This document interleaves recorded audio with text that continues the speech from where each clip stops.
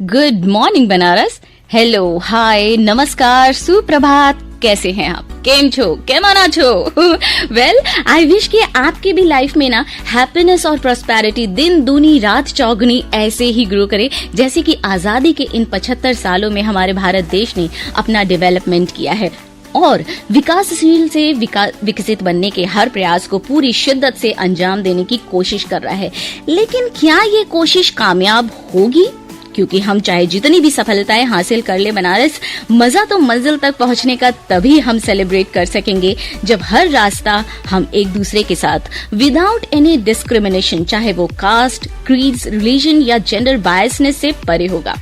और ये थॉट बनारस आज आपके साथ इसलिए शेयर कर रही हूँ ना क्योंकि एक बहुत ही गौरतलब बात कल सोशल मीडिया पर किसी ने अपडेट किया था, जिसमें लिखा था कि जिस दिन महिलाएं रात को भी सड़कों पर सुरक्षित महसूस कर बेखौफ निकल सकेंगी, उस दिन असल मायने में हम इंडिपेंडेंट होंगे। और ये बात उतनी ही सच्ची है जितनी कि ये बेपरवाह हवाएं, जिसमें सांस तो लेते हैं हम लेकिन बेफिक्री से उड़ान नहीं भर पाते। तो बनारस जियो और जीने दो वाले नेचुरल फंडामेंटल राइट्स को अडॉप्ट कीजिए।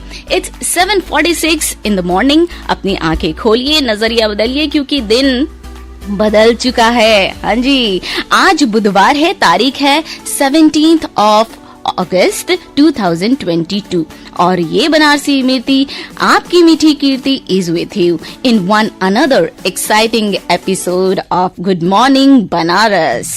बनारस कहते हैं prevention is better than cure, इलाज से बेहतर रोकथाम है। और इन फ्यूचर आपको किसी भी तरह की प्रॉब्लम या क्राइसिस झेलनी ना पड़े, इसीलिए बेहतरी इसी में है कि हम अवेयर हो जाएं और अपने पास सुविधाओं का इंतजाम करें और सबसे बड़ी बात सेविंग्स करें। बहुत ज्यादा नहीं, जितना है उसमें से 1% ही सही, क्योंकि बूंद बूंद से ही सागर बनता है।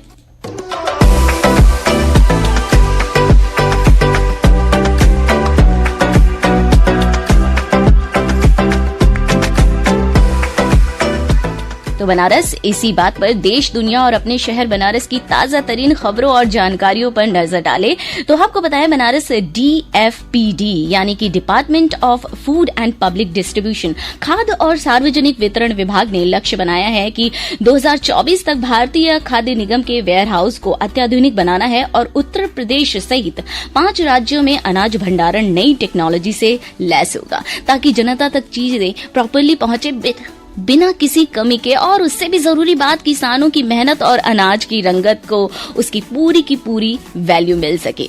और आपको बता दूं, सरकार ने सीमित जल संसाधनों के महत्व पर जोर देते हुए नदियों की सफाई के उद्देश्य से परियोजनाओं के लिए 30,000 करोड़ रुपए से अधिक की मंजूरी दे दी है, क्योंकि हमारे जल शक्ति मंत्री का कहना है कि प्राकृतिक संसाधनों और आर्थिक विकास की आवश्यकता का ग्राफ एक जैसा है।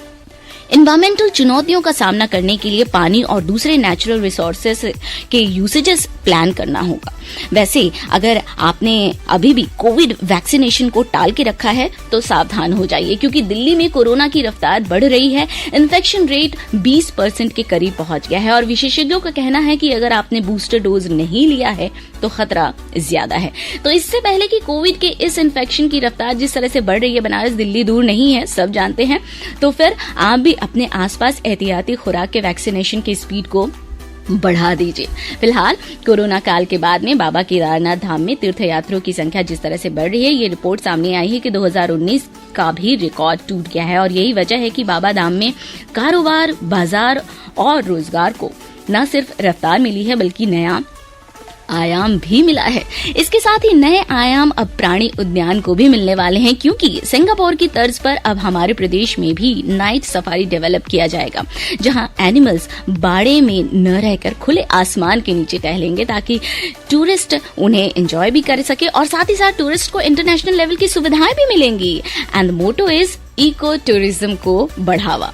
फिलहाल इस वक्त खतरे वाली बात यह है, बनारस की गंगा मैया का वाटर लेवल पिछले 12 घंटे में 1.5 मीटर बढ़ा है, जिससे कि ये संभावना है कि आज शाम तक गंगा जी का लेवल चेतावनी बिंदु यानी कि वार्निंग लेवल तक आ जाएगा। और बनारस आपको आने वाले टूरिस्ट के साथ साथ आपको भी ये चेतावनी है कि आप गंगा मैया के किनारे जाएं तो सावधानी से जाएं, और नाव या घाट यात्रा की सोच रहे हैं तो कुछ दिनों तक इस प्लानिंग को ना आप पोस्टपोन कर दीजिए। और साथ ही साथ नाव चालकों को भी ये हिदायत दी जाती है कि जो भी गाइडलाइंस और सावधानी है उनका पालन करें, नहीं तो जुर्माना लगेगा और नियमों का उल्लंघन करने पर सजा भी मिलेगी। हाँ जी, फिलहाल गर्मी और उमस की सजा से निजात मिलने के आसार दिख रहे हैं, क्योंकि जिस तरह से आसमान में पार्शियली बादल बने हुए हैं, मौसम विभाग का कहना है कि बंगाल की खाड़ी में लो एयर प्रेशर का एरिया बन रहा है, जिससे कि 2 दिन बाद भारी बारिश की उम्मीद है। और मरीजों को अस्पताल में अब ये नई बात सामने आई है कि बेहतर सुविधा की मिलने की उम्मीद है,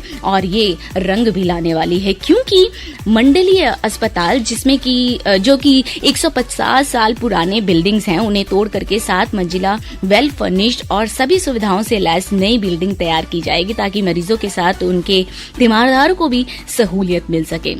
और अब बनारस आपको बता दूं ये का हाल, क्योंकि यहाँ पे भी तो सहूलियत की बहुत से ज्यादा जरूरत है। तो फिलहाल ट्रैफिक का हाल अभी ठीक ठाक है। बारिश ये जो 1-2 थपेड़े पड़े हैं ना, उससे सड़कों का हाल जो है वो बेपर्दा हो गया है, इसीलिए गाड़ी की स्पीड मेंटेन रखिए और हेलमेट, सीट बेल्ट जैसी जरूरी प्रिकॉशंस का पालन करिए। गाड़ी की सर्विसिंग, टायर्स की हवा, अलाइनमेंट सब चेक करवाते रहिए। और अब जैसा कि घड़ी की सुइयां जो है वो शतरंज के खेल के जैसे बार बार मुझे चेक चेक चेक ऐसे बता रही है ना, तो मैं भी आपको बता दूं जाते जाते सराफा बाजार का हाल। 22 कैरेट सोना 4,805 रुपए पर है पर ग्राम, 24 कैरेट सोना 5,192 रुपए पर है पर ग्राम, और चांदी आ गई है 64 रुपए पर ग्राम पर। वैसे बनारस, आपने कभी सोचा है कि ये सोने, चांदी, डायमंड, मोती, ये सब जितनी भी वैल्यूएबल चीजें हैं, आखिर इससे बने जो ज्वेलरी की जरूरत है क्या? ऑफ कोर्स बहुत सारी इसके पीछे रीजंस हैं, तो रीजन की डिस्कशन तो हम करेंगे ही। फिलहाल आपको हम ये बता दें कि आज यानी कि 17 अगस्त, ये 17 अगस्त का दिन जो है वो कितना खास है, क्योंकि आज के दिन में बहुत सारे ऐसे लोग हुए हैं जो ना सिर्फ हमारी जिंदगी में रंग भरते हैं, बल्कि हमें ये प्रेरणा भी देते हैं कि हम अपने आने वाले जिंदगी में या जो भी हमारी इस वक्त प्लानिंग चल रही है फ्यूचर के लिए, उनसे कैसे करें और साथ ही साथ अपने जीवन को हम कैसे सुधार सकते हैं। तो फिलहाल आइए जानते हैं कि हम आज के दिन के जो स्पेशल इवेंट्स हैं उसमें क्या क्या स्पेशल है।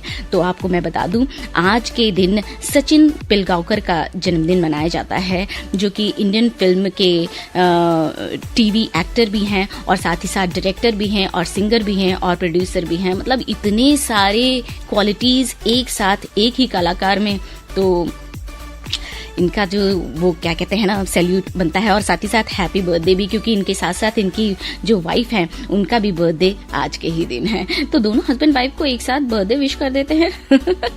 फिलहाल हम जो है अपने इतिहास के और भी चीजों को खंगालते हैं, तो जिसमें हम देखेंगे कि आज ही के दिन जो है जॉर्ज ओवरवेल जो है वो उन्होंने पहला एनिमल फॉर्म जो है वो पब्लिश किया था। क्या बात है, बहुत सारी बातें हैं और इतनी सारी बातों को इतने कम समय में समेटना बनारस थोड़ा सा मुश्किल है। लेकिन सोचने वाली बात जो मैं आपसे इससे पहले आपसे शेयर कर रही थी ना, कि ये जो सोने चांदी हैं उनके गहनों की क्या जरूरत है, उनकी आखिर में जरूरत ही क्या है।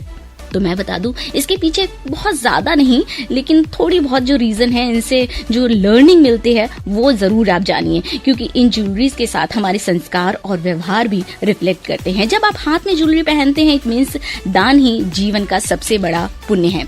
गले में ये गहने आपके ट्रूथफुलनेस की निशानी होती हैं, पैरों में आपको सोच समझकर सही दिशा में कदम बढ़ाने के लिए ये निर्देश देते हैं, और कान में ये गहने आपको अच्छा सुनने के लिए प्रेरित करते हैं। तो आप भी अच्छा सुनिए, आपकी वाणी आकाशवाणी। ये बनारसी इमरती आपकी मीठी कीर्ति। वापस आती हूँ मधुरिमा और कैकशा के साथ समाचार प्रभात के बाद, जिसे आप सुनेंगे इस प्रोग्राम के बाद 8 बजे से दिल्ली केंद्र से। तो अभी के लिए बनारस मीठी कीर्ति सेइंग गुड बाय नहीं, गुड मॉर्निंग। हाँ जी, क्योंकि बाय बाय थोड़ी देरी के लिए और उसके बाद हम फिर मिलेंगे मधुरिमा में।